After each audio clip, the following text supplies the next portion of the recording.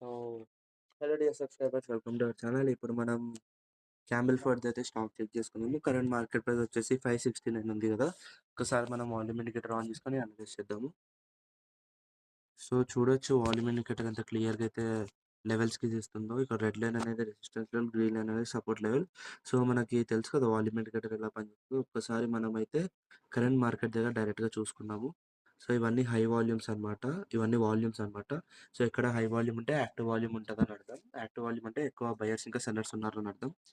So, ఇక్కడ చూసుకుంటే మనకి ప్రాపర్‌గా బ్రేక్ అయింది. నెక్స్ట్ హైయర్ వాల్యూమ్‌కి టార్గెట్ రీచ్ అయిపోయింది. ఇక్కడ రిజెక్ట్ అయిపోయి నెక్స్ట్ హైయర్ వాల్యూమ్‌కి టార్గెట్ రీచ్ అయిపోయింది. ఇక్కడ మళ్ళీ రిజెక్ట్ అయిపోయి నెక్స్ట్ హైయర్ వాల్యూమ్‌కి టార్గెట్ అనేది రీచ్ అయిపోయింది.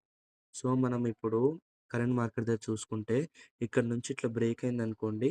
సో, ఇక్కడ కొద్దిగా స్టాప్ లాస్ పెట్టుకొని నెక్స్ట్ హైయర్ వాల్యూమ్‌కి టార్గెట్ పెట్టేసుకోవచ్చు. అదే ఒకవేళ ఇట్లా రిజెక్ట్ అయితే కొద్దిగా స్టాప్ లాస్ ఇటు పెట్టుకొని నెక్స్ట్ హైయర్ వాల్యూమ్‌కి టార్గెట్ అనేది పెట్టేసుకోవచ్చు.